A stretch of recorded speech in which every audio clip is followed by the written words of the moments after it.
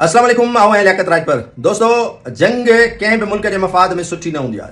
जंग हूंदी आहे, पोइ उन जंग सां केतिरा ई बेगुनाह माण्हू मरंदा आहिनि ऐं केतिरा ई मुल्क माशी तौर ते कमज़ोर थींदा आहिनि। हाणे ख़ाली जी मुल्क जंहिंखे अरब कंट्री सॾियूं था, जंहिंखे गल्फ बि सॾियूं था, उन्हनि मुल्कनि जे हवाले सां या अमेरिका उन्हनि जी केतिरी हिफ़ाज़त कई आहे, अमेरिका उन्हनि जो केतिरो मुहाफ़िज़ रहियो आहे, उन ते थोरी रोशनी विझंदासीं। ऐं इन्हनि अरब मुल्कनि वरी अमेरिका में केतिरनि अरब डॉलरनि जी सरमाएकारी करण जो ऐलान कयो ऐं केतिरी सरमाएकारी उन्हनि कई आहे, इहो तव्हां ॿुधंदा त तव्हांजा पंहिंजा 7 तबक़ रोशन थी वेंदा।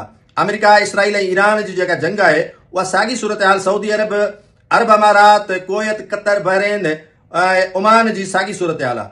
हिक ई सूरत हाल आहे ऐं हिक ई सूरत हाल मां इहे मुल्क गुज़रनि पिया। शायदि जंग ख़तमु थियण खां पोइ बि इन्हनि मुल्कनि जी सोच हमेशह हमेशह लाइ तब्दील थी वञे। अमेरिकी बेसिस इन्हनि इन बिहार ते ॾिना हुया त इन्हनि मुल्कनि जी हिफ़ाज़त जी ज़मानत इहे मुल्क सम्झनि पिया त अमेरिका संदनि हिफ़ाज़त कंदो, पर अमेरिकी बेसिस ई उन्हनि मुल्कनि ते हमले जी वजह बणिजी चुका आहिनि। जेके शयूं असां तव्हां बग़ौर जाइज़ो ॾिसी सघूं था त इन्हनि मुल्कनि ते जेकॾहिं ईरान हमलो करे थो त इन्हनि अमेरिकी अॾनि जी वजह सां, ऐं वरी इन्हनि मुल्कनि जेको अमेरिका खे अॾा फराम कया हुआ, उहे शायदि इहो सम्झी करे त इन्हनि अॾनि जे ज़रिए या अमेरिकी बेसिस जे ज़रिए उन्हनि जी का हिफ़ाज़त थींदी। इन्हनि मुल्कनि वरी अमेरिका में अरबें डॉलरनि जी सरमाएकारी बि कई आहे। हुन में सऊदी अरब 371 अरब डॉलर, मुतहदा अरब अमारात 282 अरब डॉलर, कुवैत 465 अरब डॉलर अमेरिकी माशी निज़ाम जे लाइ लॻाए छॾिया आहिनि। उन खां अलावा नाज़रीन, 1 अरब डॉलर यानी इहा रक़म थिए थी, उन खां वधीक थिए थी जेके इन्हनि मुल्कनि अमेरिका जे मईशत खे सहारो ॾियण जे लाइ लॻाया आहिनि।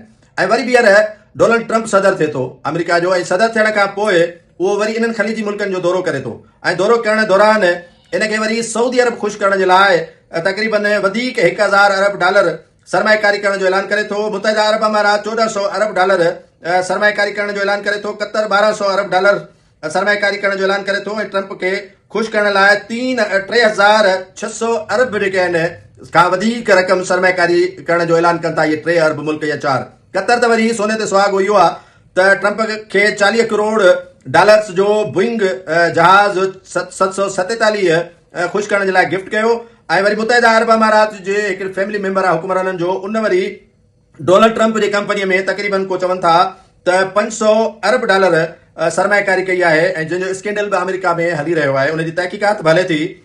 जेकॾहिं अमेरिका जे सदर डोनाल्ड ट्रंप खे केरु प्यारो आहे त उहो पंहिंजे पाण खे प्यारो आहे, पंहिंजे पाण खे ख़ुशि रखंदो आहे, ऐं ॿियो हुनजी नज़रुनि में नेतन्याहू आहे। ऐं उन खां अलावा नाज़रीन, सरमाएकारी तॾहिं थींदी ऐं जॾहिं इन्हनि अरब मुल्कनि जो गैस तेल इस्तेमालु थींदो या विकामंदो। सरमाएकारी हू तॾहिं लॻाए सघनि था अरबें डॉलर। डोनाल्ड ट्रंप जेको आहे असांजो ईरान ऐं कतर जे हवाले सां, या जेका आहे सो डोनाल्ड ट्रंप जेके धमकियूं ऐं दावाऊं कयूं त हीअ जेका हॉर्मज़ आहे जंहिं जो लंघ जेको जंहिंखे खणी चइजे जहाज़नि जो, जेके तेल खणी वेंदड़ जहाज़ आहिनि, उन्हनि जो जेको लंघ आहे उहो खोलण जे लाइ धमकियूं ॾिए पियो। 48 कलाकनि जूं धमकियूं ऐं 24 कलाकनि जूं धमकियूं ॾिए पियो। ऐं हिकु जहाज़ बि जेको आहे सो उतां नथो गुज़रे। कतर ईरानी हमलनि जे सबबु जेको आहे सो तक़रीबन 17% जेको आहे सो गैस जी पैदावार घटिजी चुकी आहे कतर जी।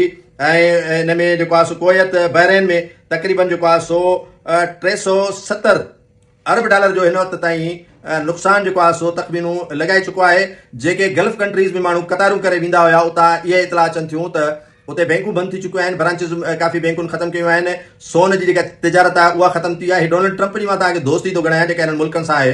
उन खां अलावा रोज़ानो जे हिसाब सां 60 करोड़ डॉलर जो रुगो UAE खे नुक़सानु पए थो ऐं 2 लख खां वधीक माण्हुनि जी बुकिंग ही जेका होटलनि ते उहा बंदि थी चुकी आहे। ऐं तक़रीबन 9,25,000 माण्हू बेरोज़गार थी चुका अथव। इहो वॾो हैरान कुन तादाद आहे, 9,25,000। ऐं मशरिक़ वुस्ता में ॿुधायो वञे पियो त हिन साल तक़रीबन 260 अरब डॉलर जेको आहे सो जेके सयाह आहिनि उहे ख़र्च कंदा, पर सयाहती शोबो मुकमिल तौर ते तबाह ऐं बर्बाद थी वियो आहे। सऊदी अरब खे हिन वक़्त ताईं 5 अरब डॉलर्स जो नुक़सानु थी चुको आहे। तेल उन्हनि जो विकामण बंदि थी वियो आहे ऐं जेको स्टेट ऑफ हॉर्मज़ आहे उहो बंदि 2 महीना अगरि थियो त सऊदी अरब हुजे, कुवैत हुजे, कतर हुजे या ॿिया मुल्क हुजनि, उहे पाइपलाइन मां तेल गुज़ारे नथा सघनि। उन्हनि जे करे त ईरान बि धमकी ॾिनी आहे त हुसन खे वठी करे ऐं तव्हांजी इहे रस्तो इहो लंघ बि बंदि करे छॾींदुसि। यानी ईरान उन्हनि खे एतिरो सोड़ो कयो आहे, स्टेट ऑफ हॉर्मज़ जेकॾहिं 2 महीना बंदि थी त त यकीन ॼाणो त अरब में 14% कारोबार ख़तम थींदो। 11 अरब जो हिन वक़्तु बि तेल जेको आहे डॉलर्स जो फथल आहे ऐं उहो जेको आहे सो गुज़री नथो सघे ऐं जहाज़नि जो तमामु वॾो जेको आहे सो अंग उते मौजूदु आहे ऐं 63 अरब डॉलर जेको आहे सो इन सां वधीक ई कमाए सघनि हा अरब, पर इहे अमेरिकी कंपनियूं हींअर कमाईंदियूं। उन्हनि अमेरिकी कंपनियुनि खे उन मां तमामु घणो जेको आहे सो फ़ाइदो पहुचण वारो आहे।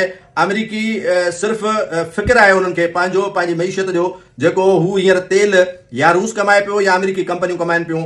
अरब जिन हिफ़ाज़त लाइ, जिन सरमाएकारी लाइ अरबे डॉलरनि जा ऐलान कया, अरबे डॉलर उन ख़र्च कया, पर उहो हिन वक़्तु ताईं सूरत हाल तमामु कशीदा थी चुकी आहे। ऐं घणनि माण्हुनि खे नाज़रीन इहो ख़्यालु हूंदो आहे त अमेरिका में इज़राइल जेको आहे सो ख़र्च पियो करे, अमेरिका में इज़राइल तमामु घणो जेको आहे सो उते इन्वेस्ट पियो करे, इहो क़तन कोन्हे को। अमेरिका में इज़राइल रुपयो बि ख़र्च कोन कंदो आहे। ईरान जूं जेके इन जो अमेरिका जूं जेके तेल वारियूं कंपनियूं आहिनि या जेके ॿिए सरमाएकारी करण वारियूं कंपनियूं आहिनि, उहे अमेरिका में इन्वेस्ट कंदियूं आहिनि। तॾहिं अमेरिका असुलो ख़रीद कंदो आहे, तॾहिं अमेरिका जहाज़ ख़रीद कंदो आहे, तॾहिं अमेरिका वञी जेको आहे सो उन्हनि मां टैक्सिस मां पंहिंजे हिन जे मईशत खे सिधो कंदो आहे। ऐं इहे जेके गल्फ कंट्रीज़ आहिनि, जेके अरब कंट्रीज़ आहिनि, जेके ख़लीज ममालिक आहिनि, उहे उते वञी इन्वेस्ट कंदा आहिनि। उन्हनि जी इन्वेस्टमेंट जे करे जेका मईशत आहे अमेरिका जी, उहा बिल्डअप कंदी आहे या अमेरिका जी मईशत सिधी ऐं सगारी हूंदी आहे। अमेरिका हर साल चवनि था त नेतन्याहू खे अरबे रुपया इमदाद ॾींदो आहे ऐं जेका हाणे ईरान सां जंग थी जून में, तक़रीबन 22 अरब डॉलर जेको आहे सो ॾेई चुको आहे। ऐं अमेरिका जी बेइज़ती तव्हां इन मां अंदाज़ो लॻायो त ईरान ऐं अमेरिका ऐं जेका इसराइल जी जेका जंग हुई